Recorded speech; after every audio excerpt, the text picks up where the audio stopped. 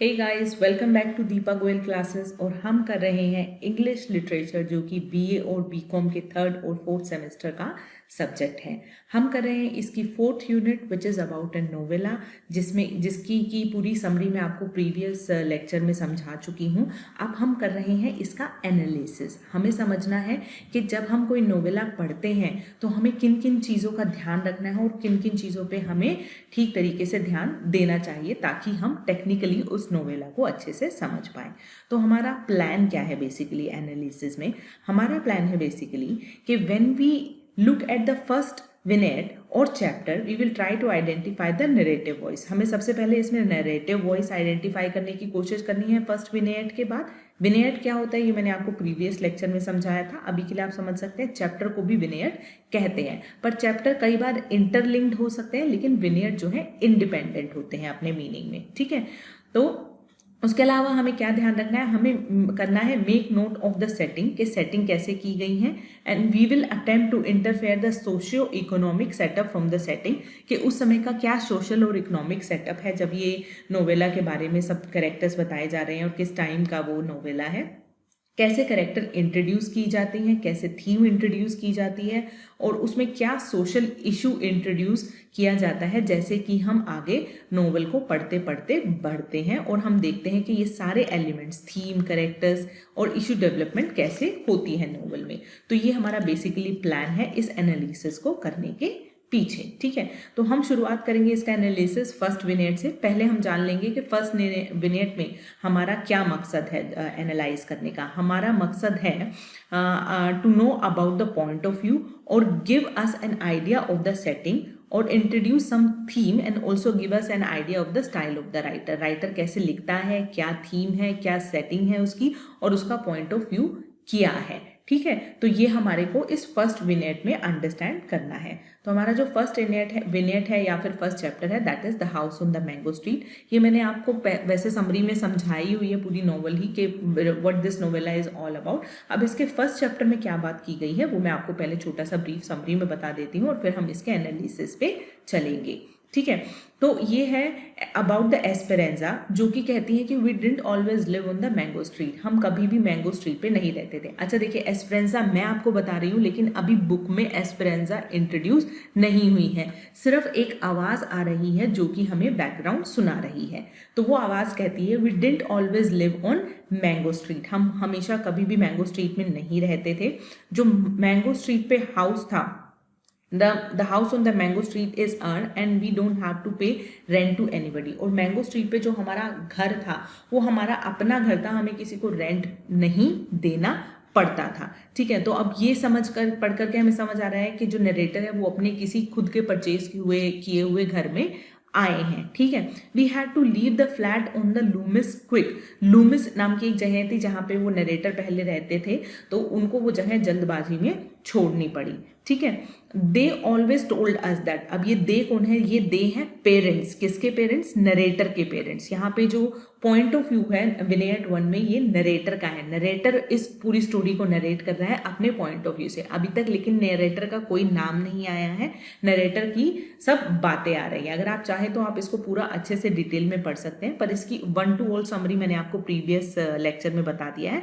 अभी इस छोटी सी विनेट की मैं आपको समरी बता रही हूँ। ठीक है, मतलब उनके जो मदर और फादर थे वो उनको हमेशा बोलते थे कि हम एक दिन एक ऐसे घर में जाएंगे जो कि रियल हाउस होगा, जो कि बहुत बड़ा होगा और वो हमारा होगा, और हमें हर साल डिफरेंट डिफरेंट घरों में मूव नहीं करना पड़ेगा, और उस हाउस में हमेशा रनिंग वाटर होगा, पाइप्स होंगे जो काम करते होंगे, उसके अंदर रियल स्टेयर्स होंगी, हॉलवे स्टेयर्स नहीं होंगी, टीवी होगा बड़ा सा, बड़ी सी बेसमेंट होगी। तो ये सारी उन्होंने कैरेक्टरिस्टिक बताई हैं उनके मदर फादर ने उनको उस घर की, कि जो वो अपना परचेज करेंगे वो घर वैसा होगा। पर अगले पैराग्राफ में क्या देखते हैं? वो देखते हैं कि but the house on the mango street is not the way they told it at all. लेकिन जो मैंगो स्ट्रीट पे वो हाउस हम लोगों ने खरीदा या जिसमें हम रहने गए, वो वैसा नहीं था जैसा कि उसके मदर फादर उसको इलेबोरेट किया करते थे। ठीक है, तो इसी के बारे में से कुछ लिखा हुआ है, आप पढ़ना चाहें तो पढ़ सकते हैं। अब एक छोटा सा इंसिडेंट इसमें नरेट किया गया है जिससे कि बच्चे की और नरेटर की साइकोलॉजी पे क्या इफेक्ट पड़ता है उसके बारे में चीज़ें दिख रही हैं। कि एक दिन वो अपने घर के बाहर खेल रही थी, तो वहाँ पे एक नन आई जो कि उनके स्कूल की थी, और उसने नन ने उससे पूछा नरेटर से कि आप कहाँ रहते हो। तो नरेटर ने अपने घर की तरफ पॉइंट आउट करते हुए, जो कि 3rd फ्लोर पे था, कहा कि मैं यहाँ पे रहते हूँ। उस समय वो लुमिस में रहते थे, ठीक है, जो उनका रेंटेड हाउस था। तो जो नन थी उसने घर की तरफ देखा और ऐसे पूछा, क्या तुम यहाँ रहती हो? मीन्स लाइक उसके एक्सप्रेशन बड़े अजीब से थे, जिससे कि उनको ऐसा, नरेटर को ऐसा लग रहा था कि शायद मैं किसी गंदी जगह पे रहती हूँ, ऐसे मेरे मतलब नन जो है मुझे एक्सप्रेशन दे रही है। और उनको रिप्लाई करने के लिए नरेटर नोडेड हर हेड, यस हाँ मैं वहाँ रहती हूँ। तो उसके बाद क्या होता है कि I knew then I had to have a house, a real house, one I could point to. तो यहाँ से नरेटर के दिमाग में एक चीज़ चली जाती है कि मुझे पता था कि मुझे एक घर चाहिए, एक ऐसा सचमुच का घर चाहिए जिसकी तरफ मैं पॉइंट कर सकूं, मतलब जिसकी तरफ पॉइंट करने में मुझे शर्म ना आए कि ये मेरा घर है। तो ऐसा उसने एक सपना देखा था, और ऐसा सपना या उसकी एक कन्विक्शन थी।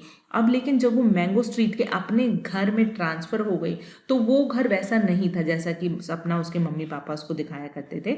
उनके मम्मी पापा हालांकि बोल रहे हैं कि ये जो घर है ये टेम्परेरी है, बट उनको पता है कि how things will go, but she is like not making it, accepting it कि हाँ ये हमारा टेम्परेरी घर है। पर उनके मम्मी पापा उनको बोल रहे हैं कि ये जो है हमारा टेम्परेरी घर है। तो ये था विनेट 1, जिसमें कि हमने देखा कि नरेटर पहले कहीं और रहते थे और फिर वो मैंगो स्ट्रीट के एक घर पे आए। उन्होंने एक छोटा सा किस्सा भी इलैबोरेट किया है कि उनके प्रीवियस घर में उनकी एक नन थी जो आई थी, और उनका उस किस्से का उनके ऊपर क्या साइकोलॉजिकल इफेक्ट हुआ। इसके साथ साथ इसमें उन्होंने बताया कि उनके घर में कौन कौन थे, उनके भाई बहनों का नाम बताया है, मदर फादर का नाम बताया। ये सब चीज़ें आप चाहें तो थोड़ा सा यहाँ पे डिटेल में पढ़ सकते हैं, ठीक है। अब हम आते हैं इसके एनालिसिस पे, जो कि हमें बेसिकली करना है विनेट 1 का। तो सबसे पहले हमें क्या देखना है, हमें देखनी है नरेटिव वॉइस कि किसके पॉइंट ऑफ व्यू से इस विनेट को नरेट किया गया है। तो उसको जानने के लिए आप अपने आप से एक क्वेश्चन पूछ सकते हैं, दैट हु इज स्पीकिंग और who is telling the story. तो जब ये क्वेश्चन पूछेंगे तो आपको आंसर अपने आप मिल जाएगा कि इसका नरेटिव वॉइस क्या है। तो इसमें जो स्टोरी है ये फर्स्ट पर्सन में नरेट की गई है। हर जगह आई और वी जैसे वर्ड्स का यूज हुआ है, इसका मतलब फर्स्ट पर्सन में है। फर्स्ट पर्सन में स्टोरी को नरेट करने का क्या फायदा होता है कि जो रीडर होता है वो इमीडिएटली कनेक्ट कर लेता है नरेटर से, और एकदम से उसके सामने सारी पिक्चर जो है बहुत अच्छे से क्लियर आने लगती है। तो ये जो स्टोरी है ये नरेटर के पॉइंट ऑफ व्यू से फर्स्ट पर्सन में डिनोट की गई है या नरेट की गई है। अब पॉइंट ऑफ व्यू किसका है? अब जो पॉइंट ऑफ व्यू होता है वो डायरेक्टली लिंक होता है नरेटिव वॉइस से। अब अगर नरेटिव वॉइस फर्स्ट पर्सन की है तो पॉइंट ऑफ व्यू भी मतलब उसी इंसान का है।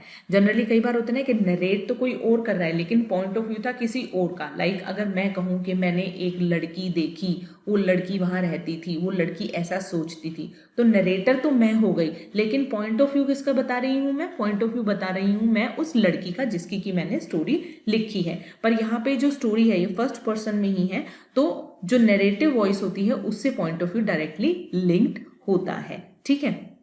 तो ये हमने जाना। अब हम देखते हैं कि सेटिंग। अब सेटिंग को जानने के लिए हमें अपने आप से क्या क्वेश्चन पूछना है? हमें अपने आप से क्वेश्चन पूछना है where and when. Where is the action taking place and where is the scene set and when is the action taking place? Is it in present or in future or in past? ठीक है, तो ये question हमें अपने आप से पूछना है। तो अब यहाँ पे इन्होंने विनेट को एनालाइज करके बताया है इस सेटिंग के बारे में कि अगर हम इस विनेट को देखें तो वो एक प्लेस के बारे में बात की गई है, mango street. While Loomis, Killer, Paulina are actual places in Chicago, Mango Street is an imaginary neighborhood where the narrator says her family has just moved. इसमें जो मैंगो स्ट्रीट है ये तो एक इमेजिनरी स्पेस है, जबकि बाकी के ये जो प्लेसेस हैं ये रियल प्लेसेस हैं शिकागो में, ठीक है। इसके अलावा सेटिंग को जानने के लिए आप अपने आप से कुछ क्वेश्चन पूछ सकते हैं कि किस तरीके का वो घर था, क्या नरेटर जो है हैप्पी था वहाँ पे मूव होके या नहीं, and how do you know that the house is in poor neighborhood? Can we say that for sure that the story is about ordinary working class people? कि किस तरीके की सेटिंग है, मतलब कि एक किस तरीके की लाइफ दिखाई गई है। तो अगर ये क्वेश्चन आप अपने आप से पूछेंगे, आपको इन क्वेश्चन का आंसर्स मिलेगा तो आपको सेटिंग पता चल जाएगी कि वो किस तरीके का हाउस था। आपको कहाँ से पता चल रहा है कि नरेटर उसको डिस्क्राइब करता है small and red with tight steps, windows so small you would think they are holding their breath, मतलब टाइट स्टेप मतलब कंजेस्टेड सीढ़ियाँ हो गई, ठीक है। और जो विंडोज थी वो इतनी छोटी थी कि ऐसा लग रहा था कि उन्होंने हमारी सांस पकड़ रखी है, मतलब एक तरीके से हमें घुटन हो रही है। And the front door is so swollen you might have to push hard to get in, मतलब जो फ्रंट का दरवाजा था वो इतना छोटा था कि अंदर घुसने के लिए आपको पुश करना पड़ता था। तो ये एक तरीके से उस घर के बारे में पॉइंट्स इलेबोरेट किए गए, जिससे हमें पता चलता है कि वो एक बहुत ही छोटा घर था। और किस तरीके का नेबरहुड था, तो अब डेफिनेटली घर छोटा है तो नेबरहुड भी उसी तरीके से होगा वहाँ पे। तो आप देखेंगे all the details tell us that the family is not well off and has moved to a poor neighborhood though in a small house that is not rented but owned by them, जो कि rent नहीं किया था लेकिन उन्होंने खरीदा हुआ था, लेकिन वो एक छोटा सा घर और पुअर नेबरहुड में था। अब हमें देखना है टोन, कि इस विनेयट को नरेट करते हुए नरेटर की टोन कैसी थी। तो जितना हमने उस विनेयट को पढ़ा हमने जाना कि एस्पेरेंजा की जो टोन थी दैट इज डिसइल्यूजन, मतलब डिसइल्यूजन मतलब जो रियलिटी से वो थोड़ा हटके थी, ठीक है, कि मतलब कि जो उसने सोचा था वैसा नहीं था, लेकिन उसकी इमेज से बिल्कुल डिफरेंट थी, तो उसकी डिसइल्यूजन वाली टोन थी, क्योंकि वो जो है by the house they have move to because it is not the house of her dream, तो उसको डिसइल्यूजन हो गया, तो उसकी इल्यूजन ट्रू नहीं हुई, तो इसलिए उसकी जो टोन थी वो डिसइल्यूजन थी। लेकिन साथ ही उसकी जो टोन थी वो होपफुल भी थी, क्योंकि वो साथ साथ होपफुल थी कि एक दिन मैं अपना ऐसा घर बनाऊंगी जिसपे कि मैं पॉइंट आउट कर सकूं। तो डिप्रेशन या डिसइल्यूजनमेंट वाली उसकी टोन थी, साथ साथ ही वो बहुत होपफुल भी थी, ठीक है। अब इसके बाद इसमें करेक्टर्स कैसे इंट्रोड्यूस हुए। अब इसमें बेसिकली 6 करेक्टर हैं जो कि इस विनेट या चैप्टर में बताए गए हैं। There is a Esperanza the narrator whose name we do not know yet and there are her parents। जो सबसे पहले तो नरेटर है इसमें जिसका नाम है एस्पेरेंजा, वो हमें इसलिए पता है क्योंकि हमने इस नोवेला की पूरी समरी जान ली है, लेकिन इस फर्स्ट विनेट में अभी तक उनका नाम नहीं आया है। उसके अलावा इसमें इसके पेरेंट्स को इंट्रोड्यूस किया गया है, उनके ब्रदर कैरल्स को और किकी को और उसकी सिस्टर नैनी को इंट्रोड्यूस किया गया है। तो इन टोटल 6 कैरेक्टर आए हैं, एक एस्पेरेंजा, 2 उसके भाई, एक उसकी सिस्टर और 2 उसके पेरेंट्स। लेकिन एस्पेरेंजा का नाम अभी रिवील नहीं हुआ है, अभी सिर्फ उसके ब्रदर और सिस्टर का नाम रिवील हुआ है। We get a hint in the names of Carol that probably a Latino family Mexican American. Carol जो है वो एक मैक्सिकन अमेरिकन नेम होता है, तो ये एक लैटिनो फैमिली है। लैटिनो फैमिली क्या होती है, जो मैक्सिकन और अमेरिकन होते हैं, मिक्स होते हैं, ठीक है। तो हमें नाम से हिंट मिलता है कि ये एक लैटिनो फैमिली है, ठीक है। तो ये हो गया अबाउट द कैरेक्टर। उसके बाद हमें क्या एनालाइज करना है, that the themes that are introduce, कि इसका थीम क्या हो सकता है, इसका प्लॉट क्या है इस विनेट का। Put very simply, a theme is the main idea in any piece of writing and it answers the question what is the work about। जो थीम होता है वो बेसिकली मेन आइडिया है कि किस लिए वो नोवेला लिखी गई है, किस लिए वो पीस ऑफ राइटिंग लिखी गई है, और इसका आंसर हमें किस क्वेश्चन से मिलता है। अगर हम क्वेश्चन पूछते हैं what is the work about, ये सारा राइटिंग वर्क किस लिए किया गया है। अब जो थीम होती है however is different from plot। Plot और थीम में क्या डिफरेंस होता है। The plot gives you the action that takes place और the story as it develops. A theme gives you the message that the author is trying to convey through the story.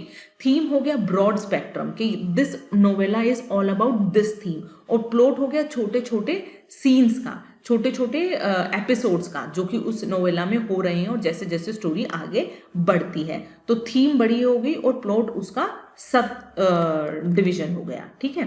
तो ये हो गया theme और plot का difference. That her house defines her in some way और the other. अब उसमें theme, इस चैप्टर, इस विनेट की क्या थीम हुई, इस चैप्टर की, इस विनेट की थीम हुई कि उसको लगता है कि जो हर किसी का घर होता है वो उसको डिफाइन करता है किसी ना किसी वे में, ठीक है। तो ये इस चैप्टर की थीम थी क्योंकि एस्पेरेंजा को ऐसा फील होता था। So the theme of this chapter is therefore how a house can defines one identity, ठीक है। अब इशू क्या है इसमें, इशू है, क्या इशू है, having a house of one's own is of course a major issue here but it is not as simple as that। the issue in this chapter was कि हर किसी के पास अपना एक घर होना अपने आप में एक मेजर इशू है, पर ये इतना आसान नहीं है जितना हमें लगता है, क्योंकि घर खरीदने के लिए बहुत सारे पैसा चाहिए होता है, कहाँ से आएगा, कैसे अरेंज करेंगे। तो ये अपने आप में मिडिल क्लास के लिए एक बहुत बड़ा इशू होता है। तो इसका जो इशू था वो यही था। अब हम इसकी लैंग्वेज को एनालाइज करेंगे कि इसमें किस तरीके की लैंग्वेज यूज की गई है। सिजनर लैंग्वेज दो simple is highly poetic at the same time. She writes in a very simple and easily readable manner but enriches her writing with the liberal use of images, metaphor, symbol and other form of figurative language। कि उन्होंने बहुत ही simple language use की है, poetic language use की है, लेकिन उसके साथ साथ उन्होंने बहुत सारे literary devices like images, metaphor, symbols और बहुत ही दूसरी फॉर्म जो होती है फिगरेटिव लैंग्वेज की, वो उन्होंने सब यूज की है। अब यहाँ पे इन्होंने हमें बताया कि कैसे कैसे उन्होंने कहाँ पे यूज किया है। उन्होंने बहुत सारे कॉम्प्लेक्स सेंटेंसेस का यूज किया है। मतलब आप देखेंगे कि पूरा इतना बड़ा एक सेंटेंस है और उसमें उन्होंने कितनी सारी चीजें बहुत ही आसानी से बता दी हैं। किन किन चीजों का यूज करके, कंजंक्शन और पंक्चुएशंस का यूज करके उन्होंने एक इतना लंबा सेंटेंस बनाया जो कि अपने आप में एक कॉम्प्लेक्स सेंटेंस है और बहुत सारी उन्होंने डिटेल दे दी है।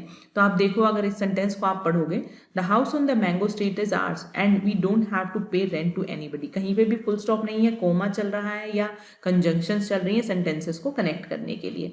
और share the yard with the people downstairs और be careful not to make too much noise and there isn't a landlord banging on the ceiling with a broom. तो ये बताया है कि बहुत ही अच्छे तरीके से उन्होंने कॉम्प्लेक्स सेंटेंसेस का यूज किया है, पोएटिक लैंग्वेज का यूज किया है। वो कैसे कि फेल्ट वर्ड उन्होंने यूज किए हैं। जैसे अगर आप एक लाइन पढ़ेंगे, it is a small red and tight steps in front. तो टाइट जो होता है कोई एक वर्ड नहीं है, इट्स अ फीलिंग कि ये तो मुझे बहुत टाइट लग रहा है। तो ठीक है, तो इस तरीके के वर्ड्स को बोलते हैं फेल्ट वर्ड। तो उन्होंने बहुत अच्छे से फेल्ट वर्ड्स का यूज किया है एज अ पोएटिक डिवाइस या एज अ पोएटिक लैंग्वेज। इसके अलावा उन्होंने फिगरेटिव लैंग्वेज का भी यूज किया है। फिगरेटिव लैंग्वेज मतलब पर्सोनिफिकेशन एक तरीके से, मतलब कि जहाँ पे हम नॉन लिविंग थिंग्स को लिविंग थिंग्स की तरह ट्रीट कर रहे हैं, उसको हम फिगरेटिव लैंग्वेज बोलेंगे। उन्होंने पर्सोनिफिकेशन का यूज किया है। कैसे? अगर आप ये लाइन देखें, that the windows are so small you would think they were holding their breath। अब holding their breath मतलब कोई इंसान है जिसने उनकी सांसों को पकड़ रखा है, तो it is like talks of windows as if they are people. ठीक है, तो इस तरीके से उन्होंने पर्सोनिफिकेशन का यूज किया है इसमें। इसके अलावा उन्होंने मेटाफोर का यूज किया है। मेटाफोर मतलब मैंगो स्ट्रीट जो है वो उन्होंने मेटाफोर मतलब एक तरीके से एक सिंबल बना दिया है। किस चीज का?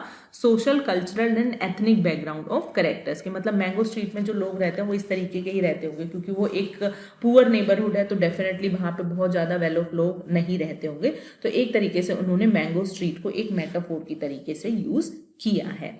ठीक है, उसके बाद symbol, the house on the mango street becomes a symbol of the narrator's identity. She feels it defines who she is. जैसा कि हमने बताया कि किसी का घर उसकी आइडेंटिटी को डिफाइन करता है, ऐसा कि ऑथर को लगता है। तो एक तरीके से मैंगो स्ट्रीट पे घर होना वो एक तरीके का सिंबल हो गया कि किस तरीके के लोग वहां पे रहते हैं।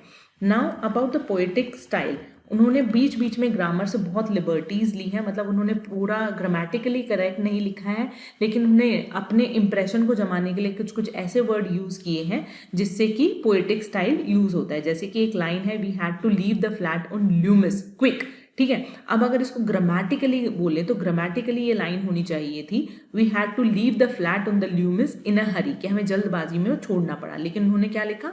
ल्यूमिस क्विक, कि फटाफट उनको छोड़ना पड़ा। तो एक तरीके से उन्होंने पोएटिक स्टाइल में इसको लिखा और साथ साथ उन्होंने ग्रामर से बहुत लिबर्टी ली है। जैसे कि एक थोड़ी से डायलॉग्स बताए गई हैं कोटेशंस के, यहाँ पे कोई कोटेशन मार्क्स वगैरह का यूज नहीं किया गया है इन डायलॉग्स में, इन वाले डायलॉग्स में। तो ग्रामर से उन्होंने कहीं कहीं पे बीच में लिबर्टी ली है to give it a poetic style. उसके अलावा टेंस, किस टेंस में लिखा गया है? अब ये क्योंकि फर्स्ट पर्सन नरेट कर रहा है तो मोस्टली ये जो है यहाँ पे प्रेजेंट टेंस में लिखा गया है, जहाँ आप हर जगह देखेंगे वर्ब की फर्स्ट फॉर्म है। ठीक है, लेकिन इसके अलावा बीच बीच में उनकी जो मेमोरीज हैं पास्ट की, वो पास्ट टेंस में लिखी गई हैं। और जो वो फ्यूचर में सोचती हैं कि मैं अपना घर लूंगी एक नया और ये होगा उसमें, तो वो वहाँ पे हमारे पास फ्यूचर टेंस का यूज हो जाता है। तो एक तरीके से उन्होंने प्रेजेंट, पास्ट और फ्यूचर तीनों ही टेंसेस का यूज किया है। इसके उन्होंने एग्जाम्पल दे रखे हैं विनेट से कि आप ये पैराग्राफ देखें तो ये पास्ट का था, ये पैराग्राफ देखें तो ये फ्यूचर का था। ठीक है, तो ये हो गया अबाउट द लैंग्वेज। तो ये था इस फर्स्ट विनेट का एनालिसिस। ठीक है, अब इसी से रिलेटेड हमें कुछ क्वेश्चन दिए उन्होंने। क्या क्वेश्चन दिए हैं? That change the underlying verb into past tense, rewrite the extract given. मतलब ये जो सिंपल से वर्ड्स दिए गए हैं प्रेजेंट टेंस के, इनको हमें पास्ट में कन्वर्ट करना है। पास्ट में कन्वर्ट करने के लिए हमें वर्ब की सेकंड फॉर्म लगानी होती है। इसके लिए मैंने आपको एक टेंसेस की वीडियो कराई हुई है, उसको आप देख लीजिए तो आपको बहुत अच्छे से समझ आ जाएगा।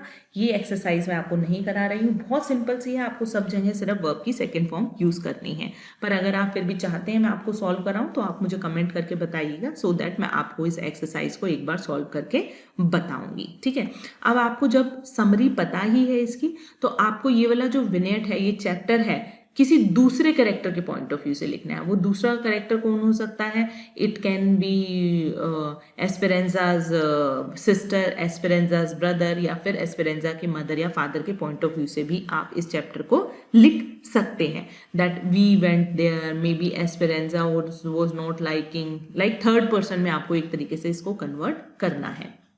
फिर इसको समराइज करना है अपने वर्ड्स में। Remember to use the past tense throughout, और पास्ट टेंस में आपको उसको पूरा लिखना है। इसके अलावा आपको अपने घर की एक डिस्क्रिप्शन लिखनी है, जिसमें कि आप अपने फैमिली मेंबर्स के बारे में लिखेंगे और आपको अपने विचार देने हैं कि डू यू रियली फील कि किसी का घर उसकी आइडेंटिटी को किसी हद तक दर्शा सकता है। ठीक है, तो ये था अबाउट द फर्स्ट विनेट, उसका एनालिसिस और उसके क्वेश्चंस। तो इसको आप अपने आप ट्राई कीजिएगा और मुझे कमेंट में बताइएगा if you want me to solve the activity 1। तो आज के लिए इतना ही। दूसरे चैप्टर का एनालिसिस हम दूसरी वीडियो में करेंगे। तो इस चैप्टर को आप पढ़ते रहिए, समझते रहिए, नहीं समझ आता है तो दोबारा पढ़िए और फिर अच्छे से समझिए।